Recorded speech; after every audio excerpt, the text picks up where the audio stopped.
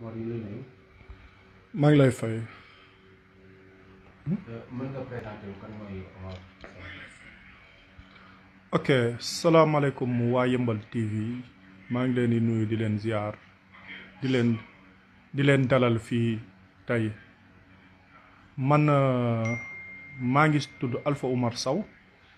nekk responsable de la jeunesse républicaine de la coalition Benno Bokk Yaakaar bu Yeumbeul Nord.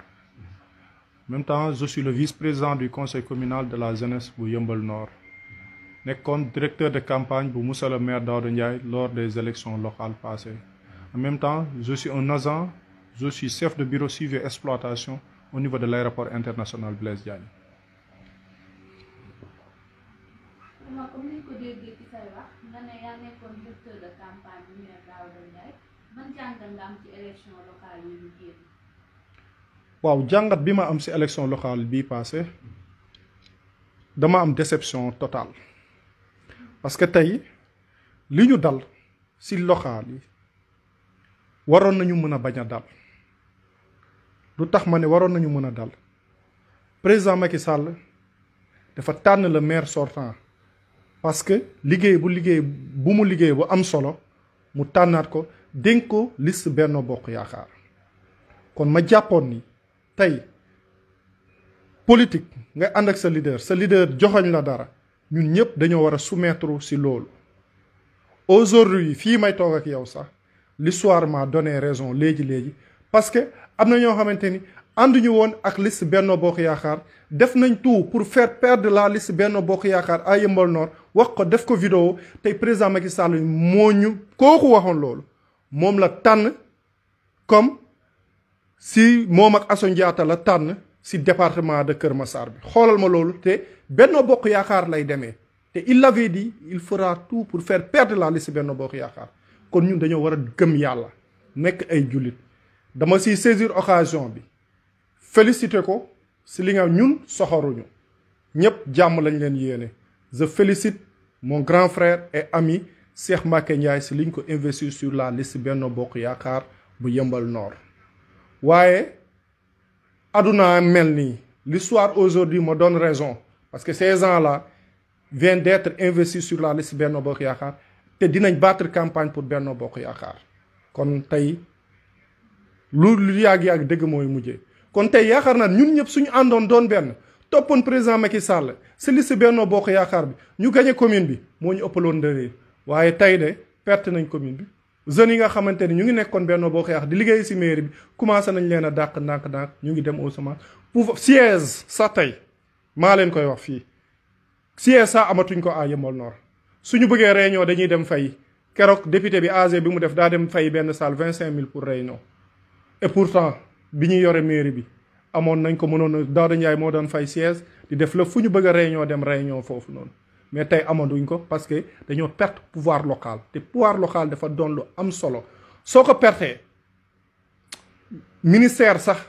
du tax nga rattrapé wu loolu kon waroon nañoo sóoraale loolu jàppale woon son excellence le président Macky Sall tey division moom moo tax ñu perte te loolu leer na bi ñu demee si président wax nañu su ngeen àndoon yéen ñëpp di ngeen doon benn kon tey division boobu moo ñu perte loo. yow ban gis-gis nga am ci ñuy wax ne nit ñi votewuñ contre maire Daouda Ndiaye mais dañoo voté contre le président Macky Sall. je ne crois pas à ça parce que tey liste parallèle yi dem ñëpp ñooñu xam parce que tey si liste Benno Bokk Yaakaar si 13 listes yi am na 7 listes parallèles yoo xamante ni ñoom ñëpp si Benno Bokk Yaakaar lañ bokk te pourtant les gens ont voté pour eux te xam nañu ñooñu Macky Sall lañu àndal kon jàppal ni ñooñu noonu seen électorat tey su ñëwoon rejoindre liste Benno Bokk kon dañ leen di kon Yewwi Askan Wi duñu seen sax kon li ñuy wax nit ñi voté wuñu pour Benno Bokk voté wuñu kii Daouda voté wuñu pour président Macky Sall loolu ay wax la peut-être benn rumeur moo leen toppoon affaire góor jigéen xam nga opposition bi nekk fii naan su gagné local yi góor jigéen yi imam yi nekk di ko kii xam nga tey l'histoire nous a donné raison maire yooyu ñu fal tey kenn xamul na lañ leen fale moo tax ils ont un sérieux problème pour liggéey te pourtant ñi ñu fi jëlee comme lu ko mel ni Daouda Ndiaye liggéey bu am solo la def Yeumbeul mais ñi dañuy nañu bàyyi di gëmm di falaate loolu jaaduwul président Macky Sall il est toujours majoritaire dans ce département là ensemble unis kenn duñu seen dans ce département. mais ensemble uni boobu ngay wax tey est-ce que dina yomb ndax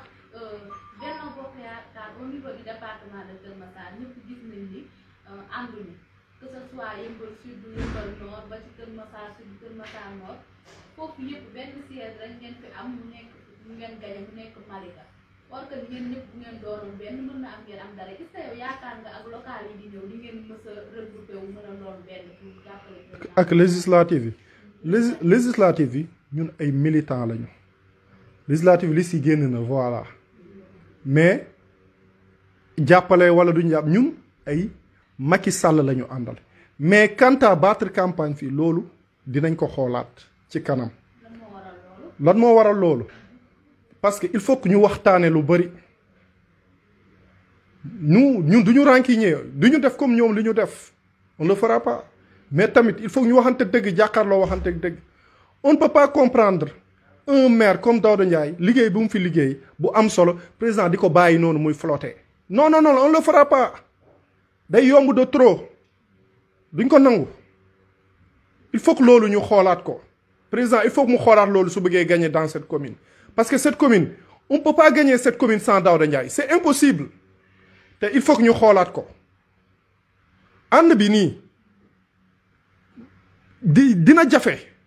ça sera très difficile parce que ñoom ñoo ñu jiwul ngor tey suñu jiwoon ngor si local yi billaay wallaay tey ñu fay leen teraanga mais jiwuñu ñu woon ngor. dañoo Macky Sall daa tànn Benno Bokk Yaakaar ñu tànn Daouda Ndiaye jox ko liste Benno Bokk Yaakaar tànn Moustapha Mbengue jox ko liste départemental bi Daouda Ndiaye nekk tête de liste proportionnelle bu département bi président ne leen dem leen ngeen ànd doon benn gagné ñoom ñu ne déedéet mën nañ gagné ñu demal seen bopp indi ci si ay ñenn ñi demee bunt bi ñenn ñi demee jàmmi Sénégal xam nga ñenn ñi ànd ak Bougane Gueye Dany ñenn ñi dem yeneen seeti nee naa la si 7 listes yëpp Benno Bokk Yaakaar lañ bokk te ça du yoon dara waruñu woon a jaral ñu xeexante suñu biir ba perte pouvoir local bi nii te loolu dina refléter aussi législative yi ñu dem soo moytuwul waaw. léegi pour mën a doon benn yan solution nga gis ne bu ñu ko defoon tey di ngeen mën a doon benn pour gagner élection yi. pour ñu mën a loolu c'est le président Macky Sall moom moo ko mën a régler et j'appelle le président Macky Sall département de Kër Massar département bu am solo la te soo ko bëggee gagner il faut que nga xalaat bu baax Moustapha Mbengue quoi qu'on puisse dire dafa am lu rëy lu mu def si dans ce département là xeex département ba tey département de Kër Massar nekk département ku si mel ni monsieur le maire Daouda Ndiaye dem élection jël 2e ak liggéey boo am solo il faut que mu xoolaat loolu noonu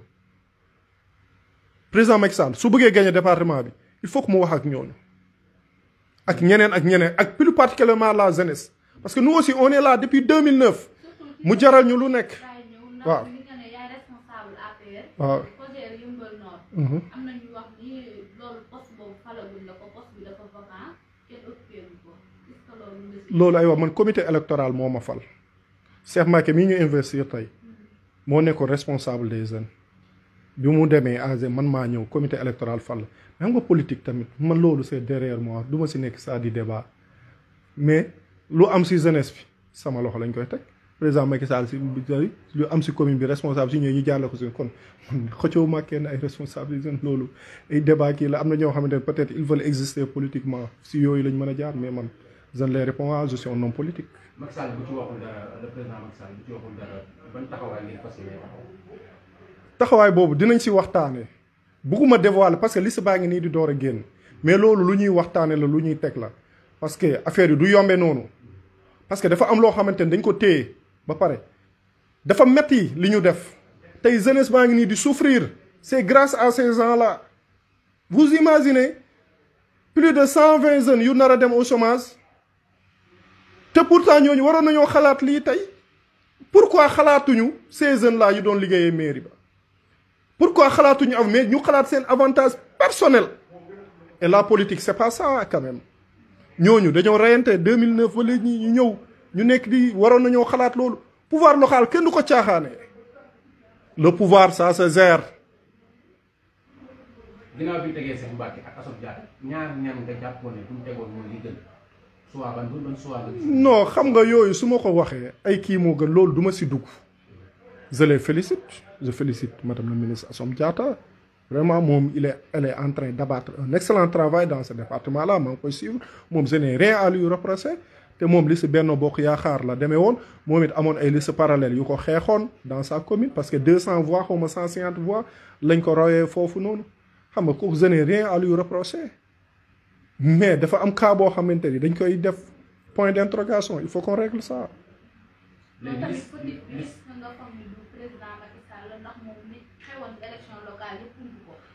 non du président Macky Sall parce que xam nga président Macky Sall def na am na si ñoo xam ne président Macky Sall woo na leen ne leen dem leen ànd ak liste Benno Bokk Yaakaar ñu ne non président du ma dem man su ma demee sama liste bopp dinaa gagné commune bi tey xoolal fi ñu taxawee bi ñu ñëwee jëluñu bokkuñu saa si 5 premières yi te pourtant ils avaient dit qu'ils vont gagner te pourtant suñu àndoon ak ñun ñëpp ñu doon benn dañuy gagné tey kii yi nga xamante ni président Macky Sall moom lay investir mu wax ni je vais tout faire pour faire perdre la liste Benno Bokk Yaakaar à Yeumbeul Nord. vidéo yaa ngi fi man moom du ma ko dugalaat mais xam naa ne l'opposition ils vont utiliser ces vidéos là. vous imaginez ça ce gars là bi waxoon loolu moom la Macky Sall investir tey dans ce département là si liste Benno Bokk Yaakaar kon nit ñi dañoo war di xalaat nit ñi bu ñu sóoraale seen intérêt personnel loolu baaxul gis nga àdduna soxor baaxul nekk rancunier baaxul gis nga yàlla lu mu bind ci jëwu nit mënu ko xañ kon tey mënoon nañu ànd doon benn gagné liste bi ñu passer à autre chose ñun bi parrainage yi jotee ci législative yi ñun ñoo fi def parrainage Cheikh Mbacké Ndiaye du benn wàccul benn yoon di def parrainage fii nii vidéo yaa ngi ci Facebook bi ñu ngi ci réseaux sociaux yi ñun ñoo wàcc collecter le maximum de signatures ñu dajale plus de 3000 signatures dem joxe ko monsieur le ministre Amadou Hott moom mi nga xamante ni président Macky Sall moom la confié woon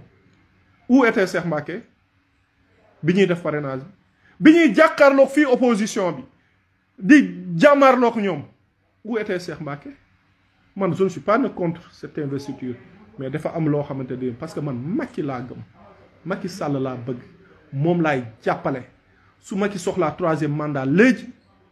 ma jàpp et je suis pour le 2e quinquennat Macky Sall laa bëgg lu ma joxe mais bii cas dañ koy def point d'interrogation. pour le 2e quinquennat. waaw. loolu nañu xaar Macky Sall ku la ne si 3e loolu 3e mandat la dafa def mandat bu 7 ans def mandat bu 5 ans est-ce que may dégg est-ce que rétroactivité wu kii bi est-ce que existe na foofu kon boog nañu xaar su conseil constitutionnel validé 2e quinquennat président Macky Sall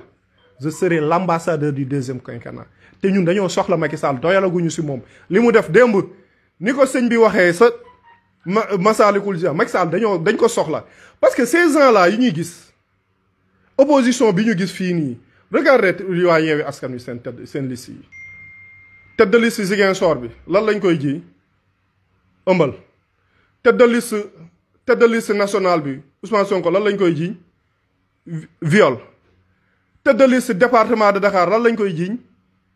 rey mais voyez ces gens là ñun nar a jiite suñu Sénégal bi man sama bakkan laa si teg parce que ñun ay jeunes lañu bëgg suñu réew Macky Sall am lu mu fi ji kon ay nit yu crédible yu compétent lañ fi bëgguñu fi arrogance bëgguñu fi xamadi bëgguñu fi koo xam ñoo xamante ne respecté wuñu suñu kilifa yi ñun nit yu crédible yu mën a wax ak ñun lu ñoom lañ fi àndal mais pas ces genres là non loolu suñu bakkan lañ siy teg Macky Sall dañ ko soxla fii si réew mi te tey continuer te day dem moom la askan wi bëgg te législative yi dina leen prouver Macky Sall askan wi moom lañ bëgg. yaa ngi wax sànq ji loolu yoon moo ko mën a atte day bàyyi ba yoon wax ci après ñu wax ne kat ñii leen jiiñ lu tax ñu jiiñ leen ko. léegi beneen point bi ñuy jëm mooy lu jëm ci wàllu département bi ba léegi. waaw léegi Cheikh Mbacké wax boobu mu wax lan nga jàpp ne lan ngeen ko defal ba taxaw ñu wax loolu. defuñu ko dara dañ ne ko ñun un militant doit suivre les instructions du parti son excellence le président Macky Sall joxe instruction ne dem leen ngeen ànd ak liste Benno Bokk Yaakaar dans le département mu samp fi jël récépissé bi jox ko Daouda Ndiaye à Yeumbeul Nord jël récépissé département bi jox ko Moustapha Meng mu ne gars yi kaay leen dem ànd ak ñoom ils ont refusé est-ce que ces gens-là ce sont des bons militants est-ce que vous imaginez ces gens-là conseil constitutionnel tey valider deuxième quinquennat son excellence le président Macky Sall est-ce qu'ils vont battre campagne pour son excellence le président Macky Sall Macky Sall wax la nga defoo ñooñu tey ñu ngi xalaat 2 ans yi est-ce que Macky dina toogaat est-ce que du toogaat ñu ngi xalaat nan la ñuy rallier parce que man jàpp naa ni Macky Sall lu mu wax da nga si war a ànd man Macky Sall lu mu ma wax lu ma digal ma def lu ma tere ma ba su conseil constitutionnel validé ma dem si ba mu jeex moo taxoon man ma àndoon ak liste Benno Bokk Yaakaar du ma contrer jamais liste Benno Bokk Yaakaar du ma contrer jamais son excellence le président Macky Sall je ne le ferai pas. mais est-ce que nekkul tamit léeg-léeg politiciens yi def noonu léegi dañuy génn dem natt seen bopp léegi ñu génne natt boppam. ba xam ne carrément moom am na dayoo. Macky Sall jël ko investir ko est-ce que loolu du tekki ne ñoom bu ñu génnee dayoom mu ëpp dayoo seen bos boo doon Macky Sall ko. yow gis nga ni dañoo natt seen bopp bi ñu nattee seen bopp lan lañu am moom lan la am ban position la jël ci département bi y avait combien de listes dans le département. non gis nga lobby politique yi lañu war a arrêter nit ñi di xool ñi nekk à la base di liggéey natt boo natt sa bopp nga xamante ni benn parrainage sax defoo ko dans la commune nga naan natt sa bopp yow tu imagines ça kan moo gis vidéo wala photo boo xamante ni dugg na dans la commune wala dans le département di lijjanti parrainage wala dem déposer ji parrainage Macky Sall su bëggee gagner na wax ak ñi nekk à la base di rey seen bopp lobby bi dafa doy ñu toog à la base di liggéey di këti di def lu nekk ay nit dem ci kaw am ay xarit def seeni lobby jàll loolu man Alpha du ma ko nangu te lobby moo leen di jàllale lobby moo leen jàllale si lu ñu nekk et c'est anormal parce que dafa metti si xol nga nekk à la base liggéey rayante ba dee def lu nekk fa opposition bi taxaw nga jëw jàmbaarloog ñoom nga jàmbaarloog ñoom dem si presse défendre bilan président Macky Sall ñoo xamante ni mosu ñoo toog si presse di défendre le bilan de son excellence le président Macky Sall parrainage jot wàccoo ça sur le terrain ñoo gis nit ñi yow yëmbal at ba élection lañ lay gis te 2 jours 3 jours lañ la fi gis nga dem sa yoon ngeen di wax fii ay kii ni mais vous imaginez une fois ça allez-y dans la commune voir si sa gars-là dem na si Cheikh Mbacké Ndiaye dem na si kenn di ko waxi parrainage dama koy wax dëgg man moom xam na ma bu baax lu ma ragal a wax toog fay jooy te Macky Sall ñii dem ci kaw di lobby nañ arrêté na xool ñi liggéey à la base bi ñun ñoo fi nekk di liggéey je vous dis encore une fois si le président Macky Sall bëggee gagner département bi na wax ak Daouda Ndiaye ak Moustapha Mbengue wax ak jeunesse bi si base bi. est-ce que nekkul risque jàkkaarloo koo xam ne comme par exemple ku maanaam am opposant bu am doole comme ni ko waxee ku mel ni Bara Gaye léegi est-ce que nekkul ne di ngeen risque leen daloon dalaat leen. non yëmbal laa xam la coalition Benno Bokk Yaakaar ñu ànd ñu doon benn xajuñu si kenn Yewwi Askan Wi n'existe pas dans cette commune. mais gagné nañ leen. tu peux me parler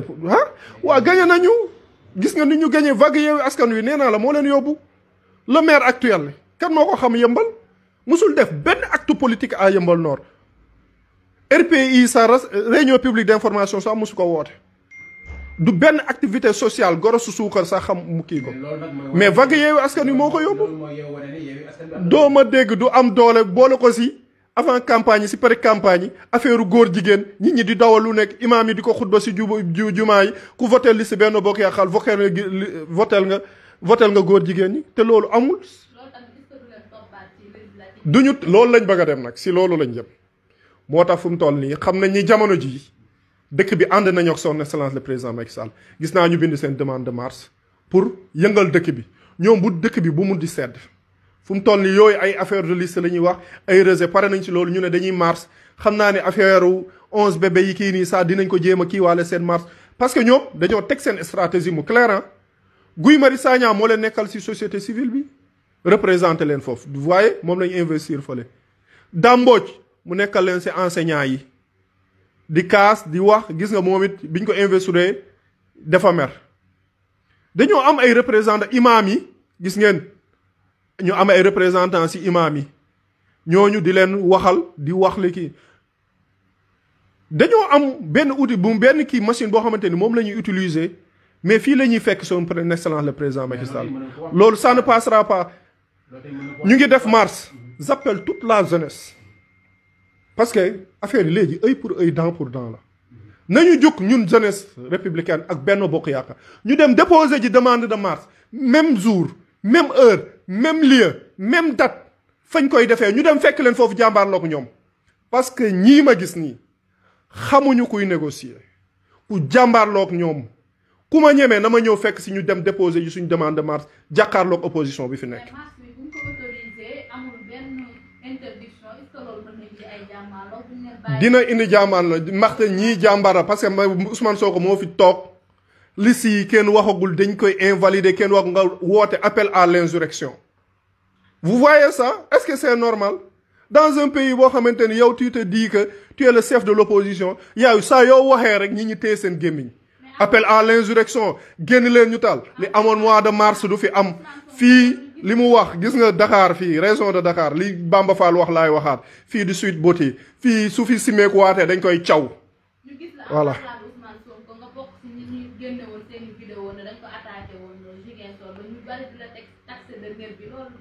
Ousmane Sonko attaqué gu ma ko sax gis nga bi muy ñëw yëmbal fii waa APR ñoo ma téye tëj ma kon je ferai face à lui Ousmane Sonko attaqué gu ma ko su bëggee il faut que mu respecter ñu d'abord man ma de Ousmane Sonko du Ziguinchor de man attaqué nañ ma traité lu nekk moom moo ëpp ay nervi kan man fu Ousmane Sonko taxaw di xas wala di attaqué président Macky Sall ma jàmbaarloo moom man ku attaqué président Macky Sall je ferai face à toi. waxuma la Ousmane Sonko rek de ay Barthélémy Dias Guy Marius Sagna yi yëpp maa bu Guy Marius Sagna du bi mu bëggee ñëw yëmbal di ànd ak waa yëmbal yi pour def ay marche 2 fois 2 voies billaay wallaay wa taala su fi yegg si woon sama bakkan laa koy jox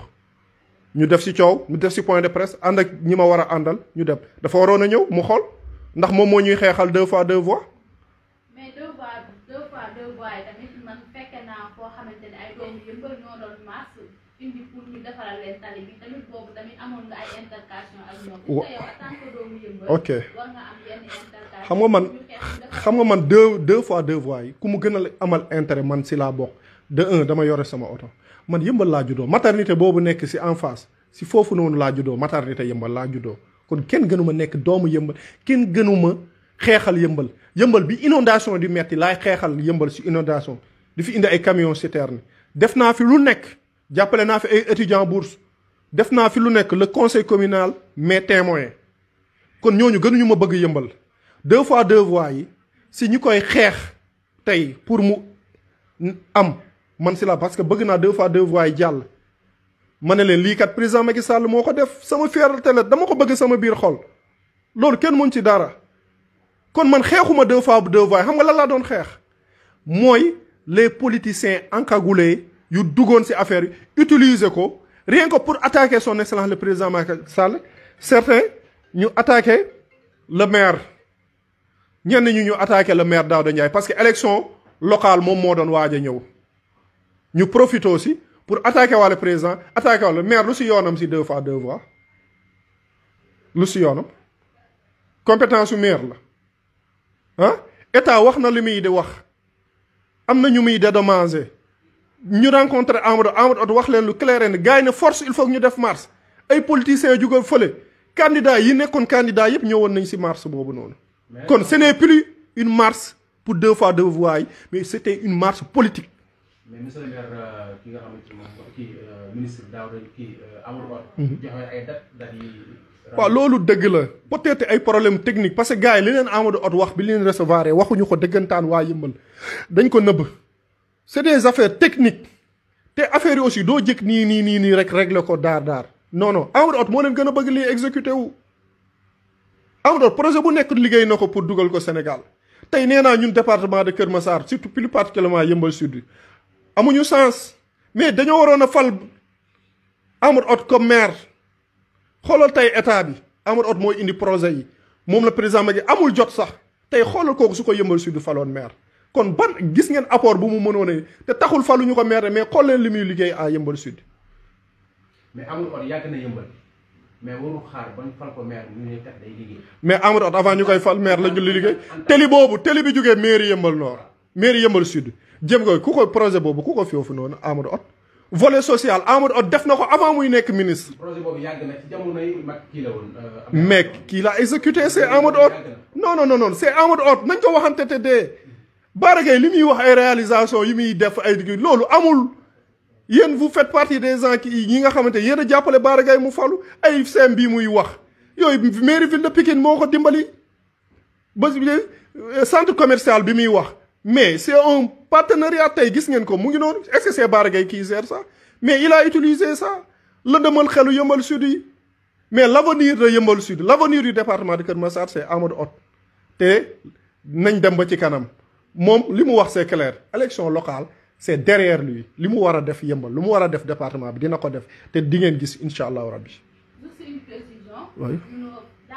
jàppale wuñ Bara Gaye uniquement ne dañuy jàppale Bara Gaye pour mu gagner nous sommes de la presse ñëpp lañ fi nekkal doomu Yeumbeul yëpp programme boo am boo ñu woowee dañuy ñëw. mais ñun mënuñu dem di topp koo xamante ni woowoo ñu boole woon si loolu ndax loolu amul problème xam naa ñi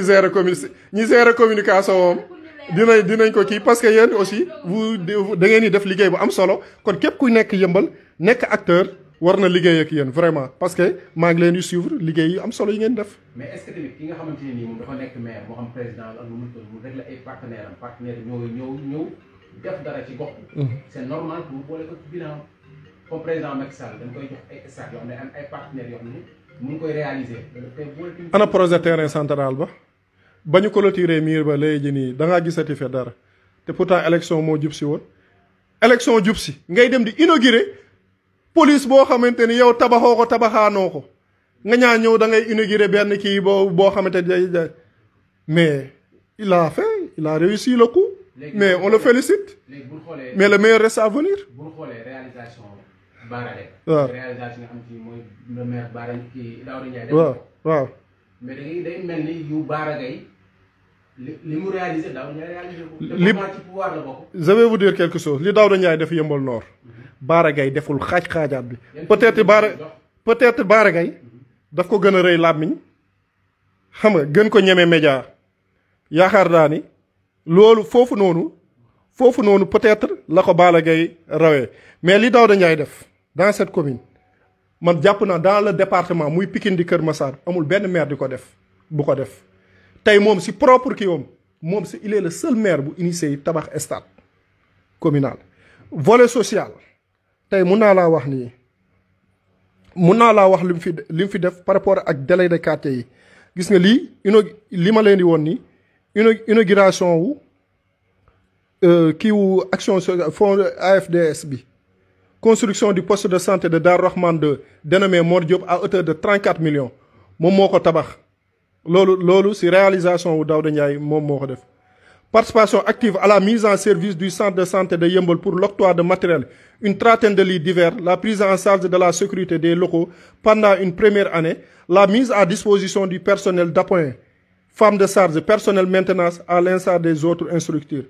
Tey ñu ñëw ci volet budgétaire, la dotation annuelle en médicaments qui est passée de 5 à plus de 12 millions entre 2014 et 2021. Loolu Daouda Ndiaye moom moo ko def. La participation de la lutte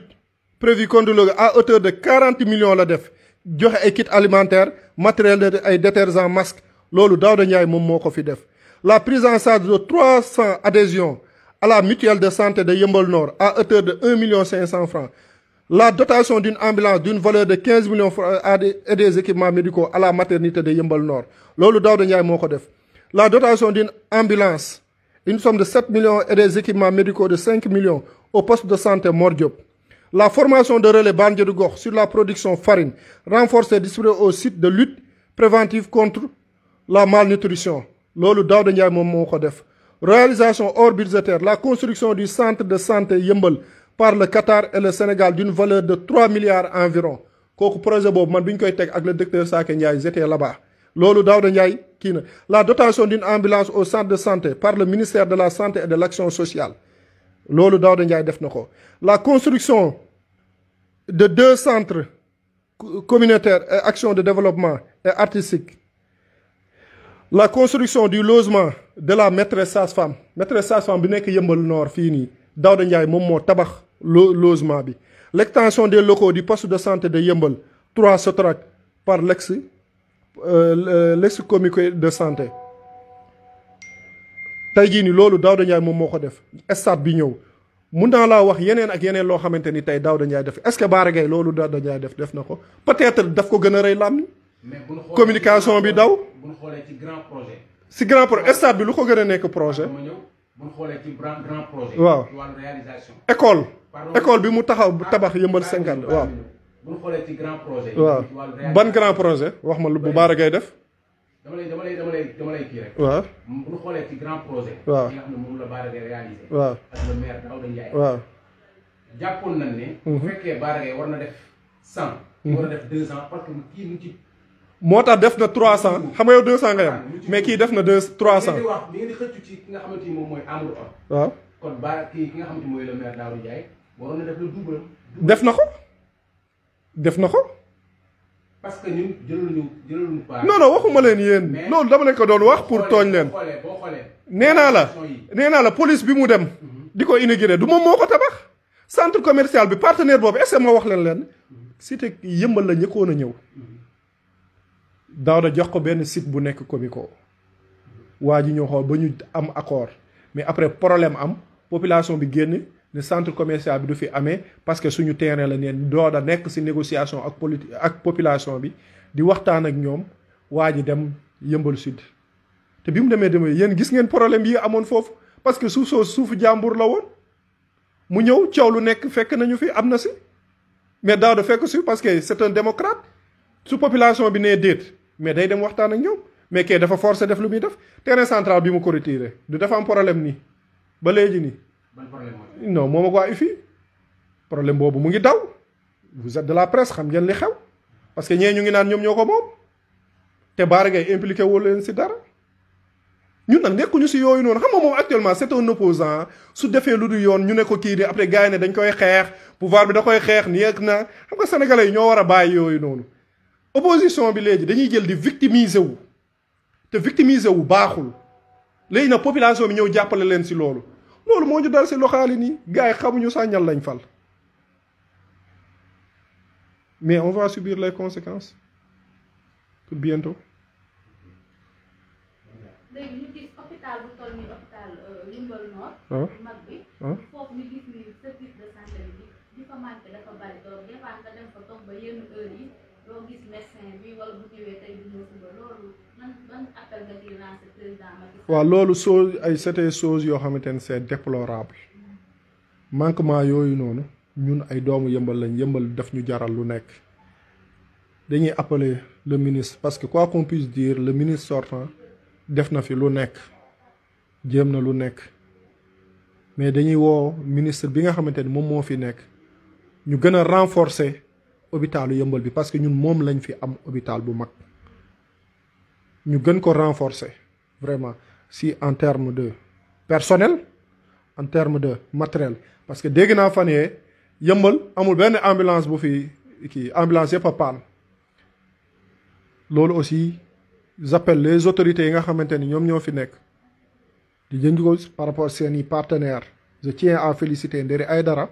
il est en train moom it di def yu am solo parce que ambulance am rek moom mooy fonctionner actuellement yeneen yu si des dafa panne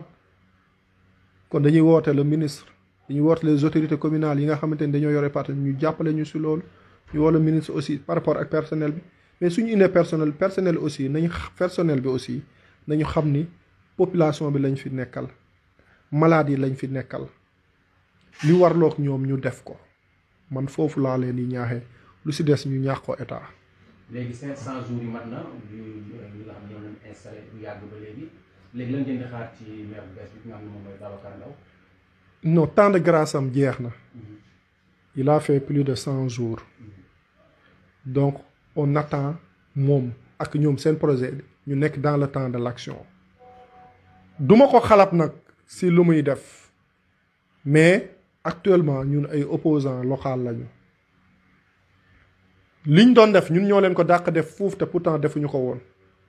mais dafa jot ñu liggéey bàyyi wax ci bàyyi di dem projet 2x2 c'est un projet de son excellence le président Macky Sall dem di yéeg si ay oto di photo sol sa casquette ñu photo la nga dugal ko si Facebook bi c'est pas ça du réalisation am loolu Daouda Ndiaye ak Macky Sall ñoom ñoo ko kii woon mu ñëw yëmbal na dem xooli beneen projet soxlawuñu un maire buy ñëw si arrêt gàddaay bi fii di régler ay embouteillage soxlawuñu ko soxlawuñu un maire boo xamante ne day xëy 7 heures du matin di jéem a xool agent bu ñëw ak bu mu ñëwul du xalaat dama ne la léegi daay teel a xëy si li gën a garaaw lañ def lendemain Korité férié la man ma ñëwoon sama dossier bi ma waroon déposer sama législative ñoom ñoo ko naroon a tardé ma ñëw fekk ñu ne tëj rap mairie bi foto naa ko sax image yi te pourtant bi muy door a toog li muy wax lendemain Korité du fet fan yële passé am nañ fi benn décès waa ji soxla permis d'inhumation mais xamul fu muy dem mu ñëw mairie ba fekk ñu tëj mairie bi xamul si kan lay basé wu mais au moins samedi ak dimanche nga teg foofu benn élément buy chargé wu loolu mais ñu ne officier bi rek moom moo koy joxe officier bi kenn xamul fu mu dëkk affiché wuñu numéro am waa ji di wër yëmbal yëpp bu wooma ma ne ko man xaw ma fu mu dëkk mais est-ce que loolu tamit si changement bi ñuy woote lu nekk ñun ne bi ñu fiy nekk permis dimanche samedi ak dimanche day am personnel boo xamante ni dafay nekk kon ba xam nga loolu noonu début bi la woon nii rek kon xam nga ay yeewu fajar yii nii mooy loolu ay régler ay embouteillage du loolu la ñuy xaaree quoi mais je lui conseille que moom faluwuñu ko su fekkonte ni day politique boobu moom du politique boobu moo ko far parce que moom grand parti existé wul à Yeumbeul Nord bu mu topp waa Yewwi Askan Wi Sonko yi na dem liggéey ak état parce que Yeumbeul moo ko tax a jóg Yeumbeul la ko fal bien vrai que si coalition Yewwi Askan Wi la demee Yeumbeul moo ko fal na xool intérêt wu Yeumbeul mu bañ a xool intérêt waa Yewwi Askan Wi parce que xam naa ni ñoom ña digaluma ko mu transhumé mën nga bañ a transhumé mais nga liggéey ak état nga tàllal sa loxo état Barthélémy Diaz l'a fait et pourtant est-ce qu'il a transhumé parce que dafa bëgg a liggéeyal Dakar mu tàllal loxo son excellence le président Macky Sall te président Macky Sall il est là pour tous les Sénégalais liggéey moo ko tax a jóg moom si circuit boobu laa koy topp bu mu topp waa Pastef yi logique ou politique waa Pastef bu mu ko topp te xam naa ne il n'est pas de ce genre là sax je le connais très bien c'est quelqu'un que je respecte te xam naa ni su demee conscience boppam il fera quelque chose à Yeumbeul mais su duggee kii wu politique rek du yomb si moom de. alors balaa ñuy jeexal ñu ñëw ci benn point boo xamante ne dafa xawoon na cité. ci mbirum terrain gàddaay yi ñu doon cité woon loolu coow li xaw na bari tuuti yan leeral ba si. lan lañ ma si cité. ci terrain yi nga xamante ne dañ ko daan leer Daouda Ndiaye di ko ci indil ay wax. waaw man dañ ma si cité. si comme lan lañ ma si cité. bokk nga si ñi am ci terrain ak ci coow li yëpp. ma am ak jàmm terrain. maa ko am légal je suis un conseil municipal comme doo nekk doomu Yeumbeul ma am ko en tant que conseil municipal comme yeneen conseil municipal yi ñu ko amee dama am terrain te maa ngi siy sant bu baax di si gërëm monsieur le maire Daouda Ndiaye tey le maire Daouda Ndiaye tax na plus de 300 ménages ñu am tey fu ñu dëkk te pourtant ba mu koy def xoolal liste 13 candidats yëpp parmi les 13 candidats 10 yëpp te ay opposants lañ de ñoom ñëpp jot nañ ci terrain yi amu ci xaar ma yàlla mais un maire mënul jox ñëpp terrain nit ñi aussi nañ conscient mënuñoo dagg lu toll 23 hectares nga ne lépp da nga koy def infrastructure c'est impossible il faut nga def ci logement ay nit ñëw dëkk ci mu jëmmal infrastructure yi nekk foofu et le maire a été clair bi ñu prêter serment infrastructure yi ñu prévoiroon yépp ci site bi suuf si laalu si tool ni karafatal ay ni lépp mu ngi sur place kon donc ngelawaay kooku jox na kii opportunité bu mu mën a liggéeyee leneen lu si des lu ñi am terrain dañoo war a am Daouda Ndiaye su doon sagoom Yeumbeul ñëppay am terrain mais ñëpp mënuñu am terrain tey ku amul terrain nga jàpp ni yow Daouda moo la xam du loolu nit ñi nañ gëm yàlla nit ki lu ñu bind sa jë ala lu balaa ngay dee da nga koy jot. yan raison moo tax. en tant que nga xam ne conseil municipal yan raison moo tax ngeen am terrain boobu yooyu. man je suis doomu Yeumbeul. ah kon man duma doomu Yeumbeul. non kon ñi am kon plus de 300 personnes. conseil municipal. man de un le conseil communal de la jeunesse. structure jeunesse la jot nañ seen quota comme les ASC lu ñu jotee seen quota man même si je n'étais pas conseil municipal dinaa ñëw si conseil communal parce que je suis le vice-président du conseil. non dama lay wax dafa am structure yu nekk yëmbal loolu yëpp respecté na ko parce que li ma la wax am na doot jël 23 hectares nga def la infrastructure mënul nekk tey su ko jëloon jox ko ñeneen ñu nekkul doomu yëmbal ñu mën ko xalab mais ay doomu yëmbal ñu ngi fii di yeewu di dox fii yëmbal di juddoo fi yaroo fi màggee fi ñooñu la ko jox tey su ko joxoon keneen ku dul doomu yëmbal su boobaa ñu xalab ko mais est-ce que le maire mën na jox plus de 200 000 habitants ku si nekk terrain ñi nañ gëm yàlla nag bàyyi wax jooju. ñaata conseil municipal la jox terrain. 76 conseil municipal lañu. kon 76 terrain génn ci yëmbal. si li ma jàpp. ok loolu jàpp ne loolu mën na ko topp. topp bu mel nan. mën na ko topp. comme nan. ci carrière politique am. nan la koy toppee. maanaam jox ñii bàyyi ñii. dafa am ñu mu bàyyi. dafa am ñu mu bàyyi. ñan la bàyyi. waa yëmbal. ah waaw li ma la wax léegi c'est clair est-ce que mën naa jox plus de 200 000 habitants ay terrain kon tey képp ku mu joxul terrain rek kooku da ngaa war a nekk ennemi Daouda Ndiaye ñi nañ gëm yàlla nag te ñu bëri tamit loolu lañ ko mere Daouda defu leen dara yëgu leen mais ñëw man dama war a am terrain nii ak naa mais ki la rek est-ce que mun ngaa jël 200 000 habitants jox leen ku nekk terrain tey su fekkonte ni dafa jël fépp def ko ay terrain nga mën a mais infrastructure yaa ngi foofu noonu lépp teb stade baa ngi fa centre commercial bi suufam mu ngi foofu noonu plus de 10 projets yoo xamante ni lépp mu ngi sur place kon gars yi la lañ bëgg man lu ñu bëgg laa xamul tey ñuy woo la maire actuel naan ko audit ay kii est-ce que maire moo war a auditer est-ce que c'est moom moo war a auditer moom moo chargé wu war a auditer moom xanaa suñu doon auditer moom lañ ñëw njëkk a auditer parce que il est le premier à recevoir un terrain. Ah oui.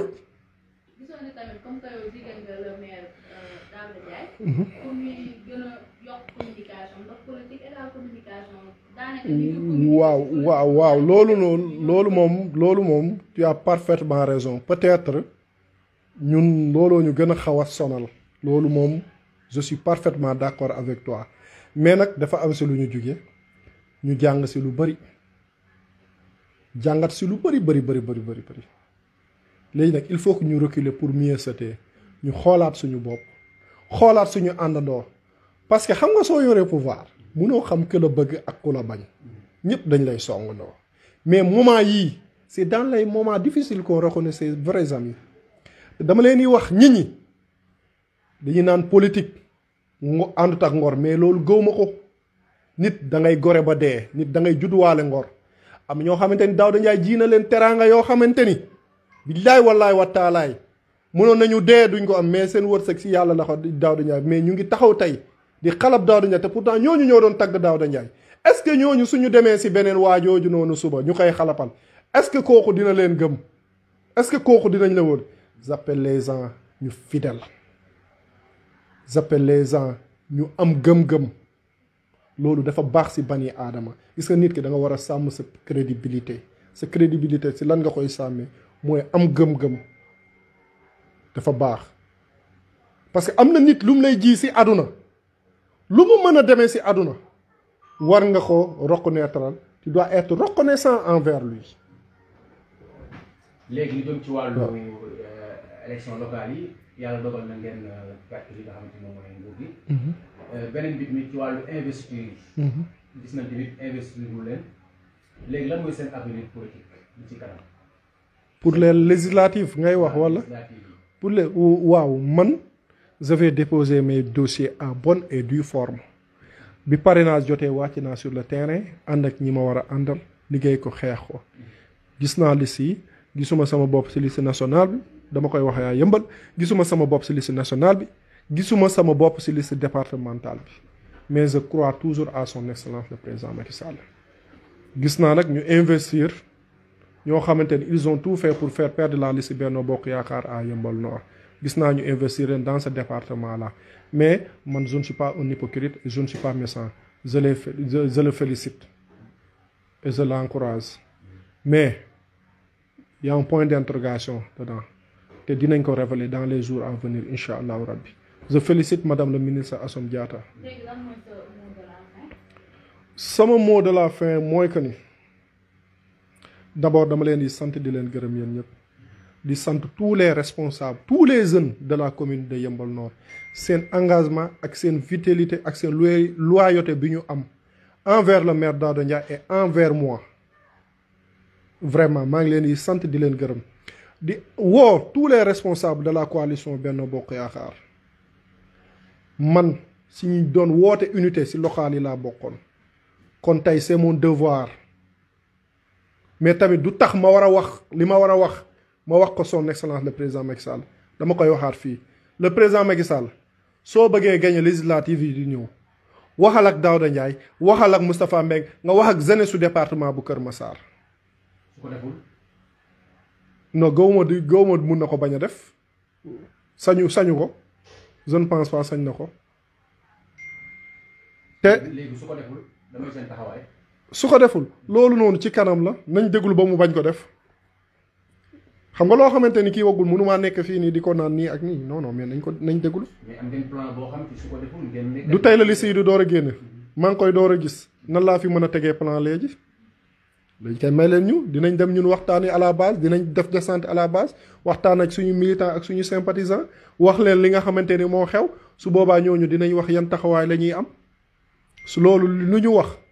ñun dinañ si dem mais dinañ dem vers eux parce que tamit dañoo ànd ak ñoom ànd nawle ñu dem si parrainage bi def ko ni mu waree kon tey su lii amee investir ñu Daouda Ndiaye investir ñu Alpha Oumar Sow c'est normal ñu demaat ñu wax leen ñan lañ investir woo leen ñu toog léegi nan ngeen gisee ñu laaj seen avis luñ ñu wax rek ñu def ko parce que aussi ñoom du Daouda Ndiaye kese ak Sam ak Alpha Oumar Sow su boobaa dinañ xam ban taxawaay la ñuy taxawaay bi ñu war a taxawee bis buñ ko amee dinañ leen woo waa Yeumbeul TV woo ñeneen ak yeneen ñu wax leen yan taxawaay la ñuy am ci législative yi di ñëw waaw. maa ngi leen di sant aussi yéen di leen gërëm pour l'excellent travail que vous êtes en train d'abattre dans la commune de Yeumbeul Nord gis naa lu ngeen ni liggéey bi am solo bi nga xamante ni yéen a ngi koy liggéey vraiment di wax il faut promouvoir ñun waa Yeumbeul dañoo war a promouvoir ante suñu biir kon c'est normal gars yi aussi xam nga ñu jàppale leen surtout autorités locales yi ñu jàppale leen xam nga pour Yeumbeul TV doon télé bu mag quoi aussi ñu koy dégg fu nekk loolu moom je lance waa créer emploi fii ci commune bi loolu xam nga c'est un appel boo xamante ni dama koy def di wax aussi pour l'exécution aussi pour l'exécution du projet 2 fois 2 voies de la commune de Yeumbeul dafa gaaw gars yi instant yi ni sonn nañ te il est temps vraiment maa ngi leen di sant di leen gërëm jërë ngeen jëf